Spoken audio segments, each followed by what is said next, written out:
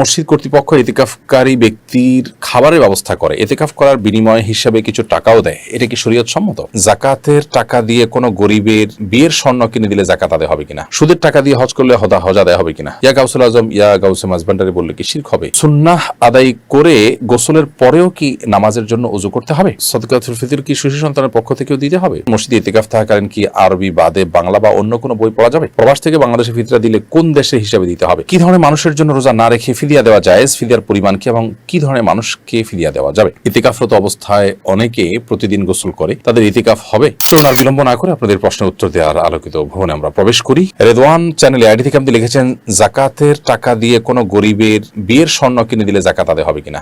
জাকাত আদায় হবে। তিনি যদি জাকাতের হকদার হন, গরিব মিসকিন হয়, তারা বিয়ের স্বর্ণ কিনে দিলে জাকাত আদায় হবে। সুদের টাকা দিয়ে হজ করলে হজ আদায় হবে কিনা? নবী করিম সাল্লাল্লাহু আলাইহি ওয়াসাল্লাম বলেছেন, আল্লাহ তাইয়িবুন লা ইয়াকুলু ইল্লা তাইয়্যিব, আল্লাহ তাআলা পবিত্র ছাড়া কোনো কিছু তিনি গ্রহণ করেন না। বিধায় সুদের টাকা দিয়ে হজ করলে সে হজের সওয়াব আপনি পাবেন না এবং এটা কারণে আল্লাহর নৈকট্য অর্জন করতে পারবেন না এবং এটা বরং আল্লাহর কাছে অগ্রহণযোগ্য থাকবে, যেমনটি আমরা হাদিসের আলোকে জানলাম। ইয়া গাউসুল আজম ইয়া গাউসে মাঝভান্ডারি বললে কি শিরক হবে? গাউসে আজম মানে হলো হে বড় সাহায্যকারী। গাউসুল আজম মাঝভান্ডারি যদি কেউ বলেন তাহলে সেক্ষেত্রে এর মানে হলো মাঝভান্ডারির পীর সাহেব বড় সাহায্যকারী। এটা তো অবশ্যই শিরকপূর্ণ কথা। সবচেয়ে বড় সাহায্যকারী আল্লাহ রাব্বুল আলামিন। কোনো মানুষকে সেটা মনে করাটা এটা ঈমানের সাথে অসঙ্গতিপূর্ণ বিষয়। বিধায় এটা একজন মুসলমানের তাওহীদের পরিপন্থী কাজ হওয়ার কারণে এটিকে পরিহার করতে হবে, না হলে সেটি শিরকে পর্যবসিত হবে। এরপর প্রশ্ন হলো, সুন্নাহ আদায় করে গোসলের পরেও কি নামাজের জন্য ওযু করতে হবে? সুন্নাহ আদায় করে গোসলের পরে আলাদা করে ওযু করার প্রয়োজন নেই। অর্থাৎ গোসলটা যদি সুন্নাহ সম্মত গোসল হয়, তারপর আর আলাদা ওযু করার কোনো প্রয়োজন নেই। সুন্নাহ সম্মত গোসলের শুরুতে কিন্তু ওযু থাকে, শেষে আবার পাও ধুয়ে চলে আসেন, অর্থাৎ ওযু কমপ্লিট থাকে পুরো গোসলের মধ্যে। অতএব আলাদা করে আর ওযু করার কোনো প্রয়োজন নেই। হ্যাঁ, গোসল করার মধ্যে আপনার যদি ওযু চলে যায় তাহলে সেক্ষেত্রে আবার নতুন করে ওযু করতে হবে। এরপর প্রশ্ন হলো, সাদকাতুল ফিতর বা শিশু সন্তানের পক্ষ থেকেও সাদকাতুল ফিতর কি শিশু সন্তানের পক্ষ থেকেও দিতে হবে? উত্তর হলো হ্যাঁ, সাদকাতুল ফিতর শিশু সন্তানের পক্ষ থেকেও দিতে হবে এবং আপনার পরিবারের সদস্য দুগ্ধপোষ্য শিশু যদি হয় তার তরফ থেকে আপনি সাদকা ফিতর দিবেন। যদিও সে রমাদান ও সিয়াম পালন করছে না, কিন্তু তার পক্ষ থেকে সাদকা ফিতর আপনি পরিবারের কর্তা হিসাবে আদায় করবেন এবং আপনি যা আদায় করবেন শিশু সন্তানের পক্ষ থেকেও তাই আদায় করবেন। তবে শিশুর যদি নিজস্ব সম্পদ থাকে সেখান থেকে আপনি সাদকা ফিতর আদায় করতে পারবেন।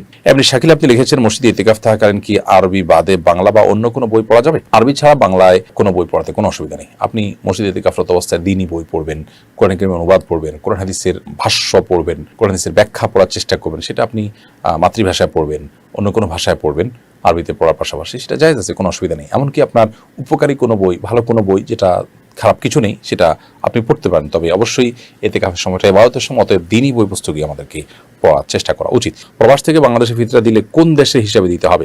আপনি প্রবাস থেকে যদি বাংলাদেশে ফিতরা দেন তাহলে আপনার প্রবাসে যে দেশে আপনি আছেন সে দেশে ফিতরার সমপরিমাণ চাল যেটা আপনি দিতেন সেটা বাংলাদেশে কিনে আপনি ওইটা দিয়ে দিবেন। অর্থাৎ ধরুন আপনার ওখানে ফিতরা সমপরিমাণ চাল কিনতে যে পরিমাণ টাকার প্রয়োজন হয়, বাংলাদেশে সেই টাকা দিয়ে আরো অনেক বেশি চাল পাওয়া যাবে, তাহলে সেই টাকাটা আপনি দিবেন। তাছাড়া ফিতরা বাড়িয়ে দিলে কোনো অসুবিধা নেই। যদিও এর ভিন্নমত আছে যে বাংলাদেশে আপনি যখন ফিতরা দিবেন তখন বাংলাদেশের হোক আর পৃথিবীর যেখানে হোক, আপনি এখানকার ফিতরার যে সমপরিমাণ খাদ্য সেই পরিমাণ খাদ্য দিলে আদায় হয়ে যাবে।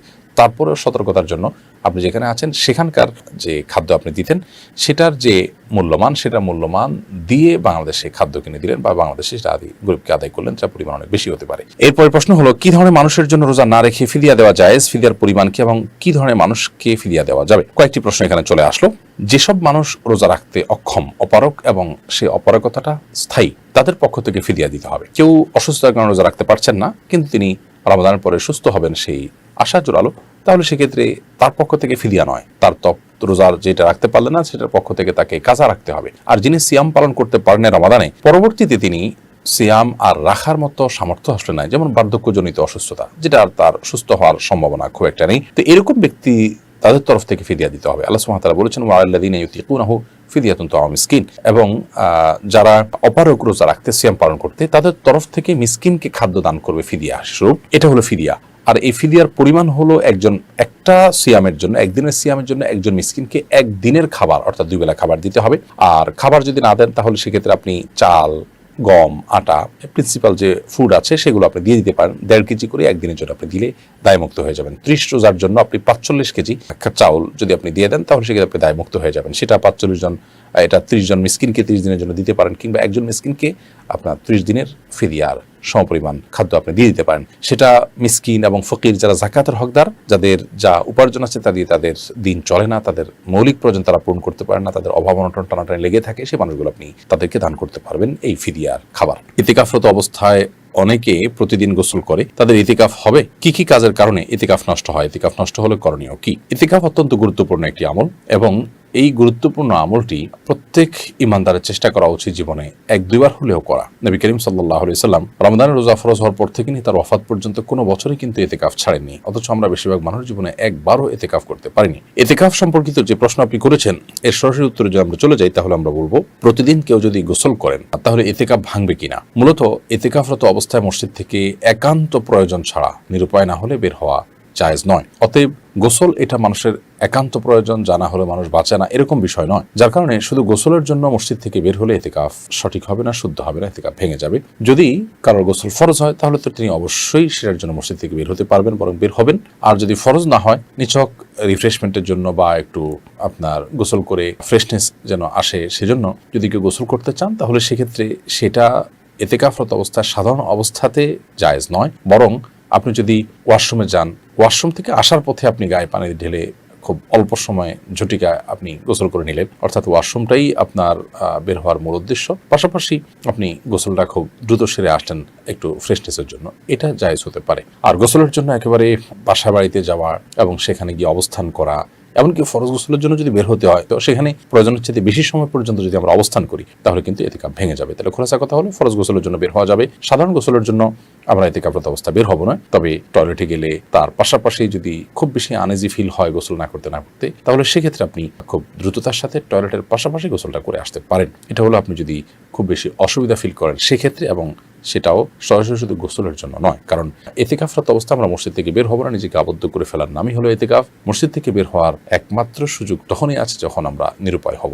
এরপরে প্রশ্ন হলো, আমাদের এলাকায় মসজিদ কর্তৃপক্ষ ইতিকাফকারী ব্যক্তির খাবারের ব্যবস্থা করে, ইতিকাফ করার বিনিময় হিসাবে কিছু টাকাও দেয়, এটা কি শরীয়ত সম্মত? ইতিকাফ এটা সুন্নাহ আমল, নবী করিম সাল্লাল্লাহু আলাইহি সাল্লামের গুরুত্বপূর্ণ আমলগুলোর একটি, রমজানের শেষ দশকের ইতিকাফ। তো এই ইতিকাফ মসজিদে কিছু মানুষ বসবেন, যদি এলাকাবাসী ইতিকাফকারী ব্যক্তিকে টাকা দিয়ে বসান, তাহলে সেক্ষেত্রে সেটা এলাকাবাসীর বসানোটাও গুনাহ হবে, আর যে ইতিকাফকারী ব্যক্তি টাকা নিচ্ছেন ইতিকাফ করে তিনিও গুনাহগার হবেন। হ্যাঁ, খাবারের বিষয়টা হলো যে তিনি বাহির থেকে এসেছেন বা তার বাসা থেকে খাবারের ব্যবস্থা নাই, কিংবা ব্যবস্থা থাকলেও অন্য কেউ মেহমানদারি করতে চাচ্ছেন স্বেচ্ছায়, জাস্ট মেহমানদারি হিসেবে, সেটা কোনো বিনিময় হিসেবে নয়, তাহলে সেটা তো জায়েজ হতে পারে। কিন্তু যদি পারিশ্রমিক দেওয়া হয়, তাহলে সেটা দেওয়া এবং নেওয়া উভয়টি নাজায়েজ এবং গুনাহের কথা। কারণ ইতিকাফ একটা নিরেট ইবাদত, আর ইবাদতের বিনিময় গ্রহণ করা এবং বিনিময় দেওয়া উভয়টি কিন্তু গুনাহের কথা।